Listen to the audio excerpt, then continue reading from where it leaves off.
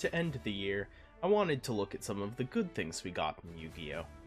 We're going to keep it pretty simple, 4 categories for sets, and 1 category for Forbidden and Limited lists. I'm going to list off some nominees and then announce a winner. Next year, maybe we'll expand it to include things in the community, like Yu-Gi tubers, players, maybe even events. But we're going to keep it pretty simple this time and just mostly focus on things we received from Konami directly. I hope that everyone enjoys it, and it should be a fun little video. The first category is the most impactful core booster set. Of the core booster sets, which one had the most impact on the metagame and changed the gameplay experience for the most number of players within the competitive landscape? The nominees are Extreme Force, Flames of Destruction, Cybernetic Horizon, and Soul Fusion. And the winner of this category is Flames of Destruction. Now, all of these sets did bring something new to the metagame, but nothing quite compares to Flames of Destruction. It brought the Nightmare archetype, which is probably the most impactful set of cards of the entire year. It really changed the link mechanic from being a niche thing that only certain decks could do into this super generic mechanic with very generic removal, and it also helped a lot of decks achieve extra links.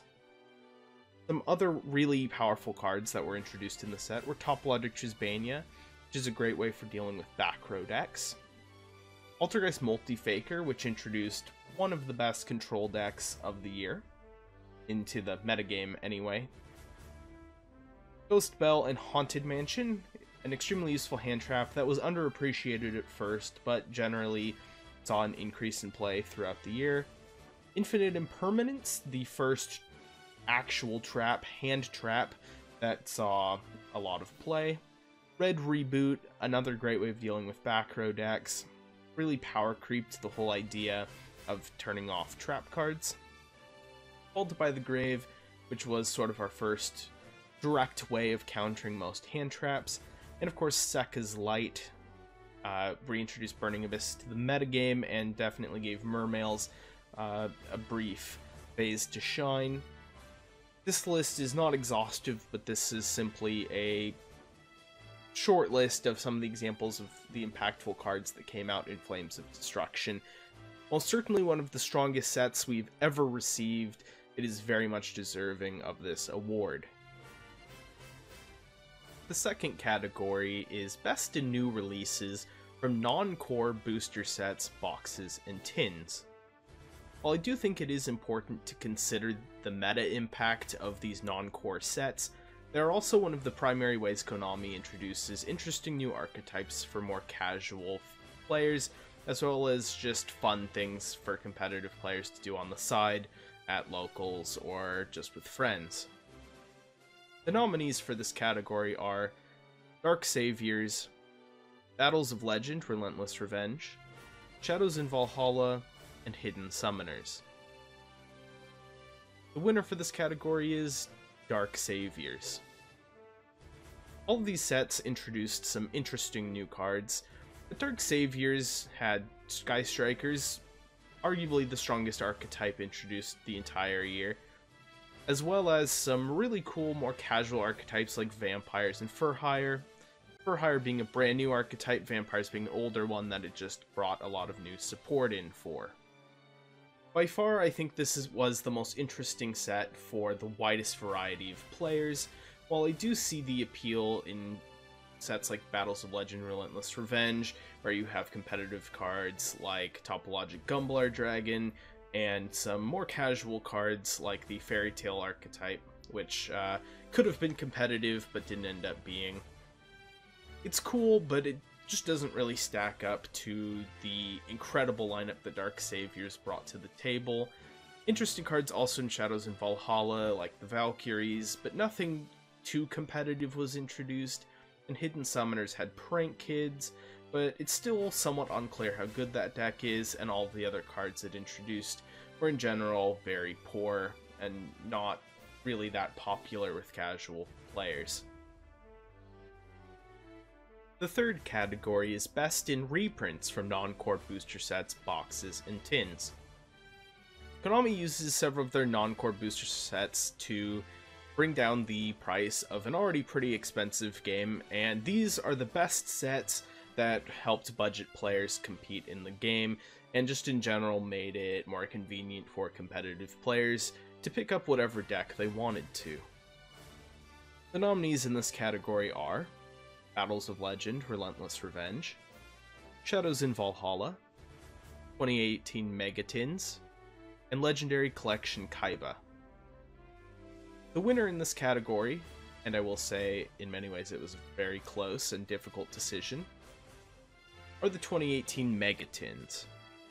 I think all of these sets were fantastic for reprints, and I think this was probably the strongest category this year for Yu-Gi-Oh!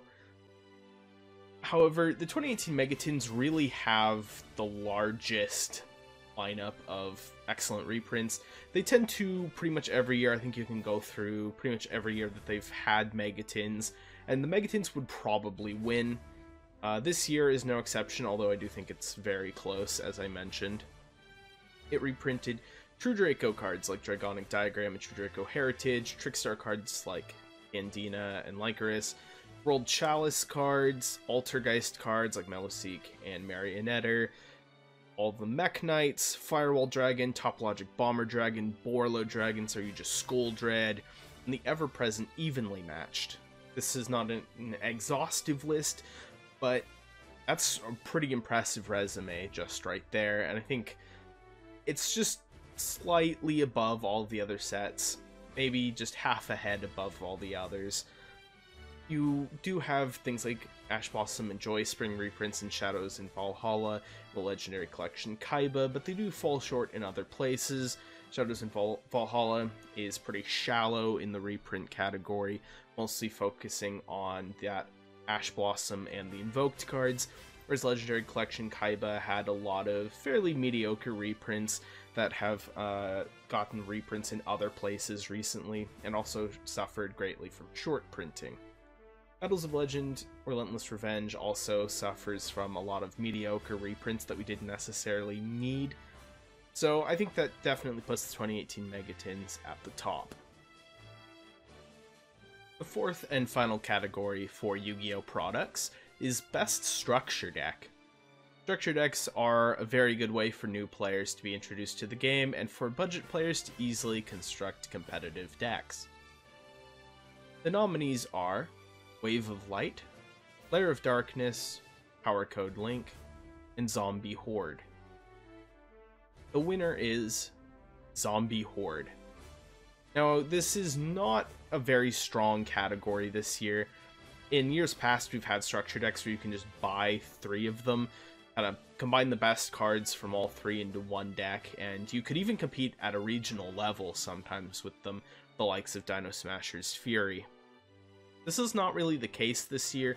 We had a lot of very mediocre structure decks to downright terrible ones.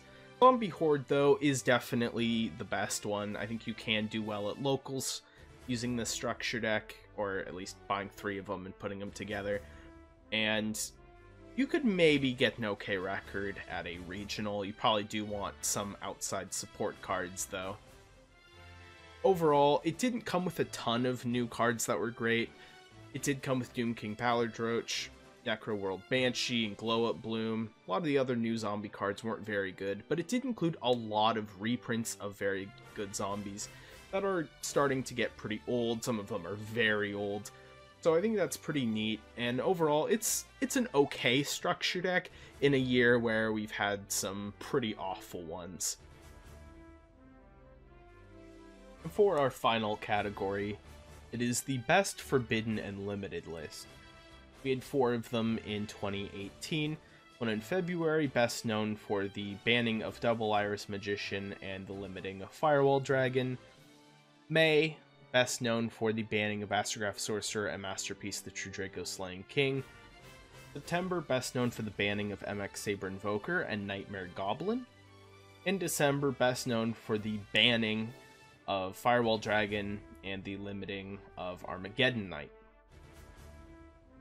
And the winner for this category is May. A lot of the Forbidden Limited lists this year have been pretty controversial, I guess we could say. They often hit part of the problem, but didn't really go all the way through with it. And so I think May was probably the best one as far as tying up a lot of the loose ends from the previous format. Pendulum Magicians and True Draco were by far the biggest problems. Astrograph Sorcerer is by far, maybe not by far, but definitely one of the best Pendulum cards that we've ever received in the game, and it was completely unfair. Masterpiece, the True Draco Slaying King, also known as the True Fun Slaying King, is one of the most unfair and just, quite frankly, unfun cards to play against in Yu-Gi-Oh! History, so getting rid of those cards was a really big deal. We also had the banning of Supreme King Starving Venom Dragon, which prevented the Pendulum FTK, and of course the banning of Ancient Fairy Dragon, which is a little bittersweet in my opinion, but it did prevent a lot of future FTKs, and it was another shot at Spiral so that it wouldn't have such an easy time coming back into the meta. And there you have it. Those are my awards for 2018. I know this may be a little bland because we just talked about product releases and Forbidden and Limited lists. I think next year we're definitely going to expand it to include a lot more fun community things, like I said at the beginning of the video. But I just wanted to make something just kind of fun for the end of the year. I think that 2018 overall was a very mixed year, but there were definitely some good things that Konami did, and I think we should recognize and appreciate them. I'll see you guys at the beginning of next year. Hopefully I'll have a video on the 1st or the 2nd about my channel goals for 2019, and I hope you all have a wonderful New Year's.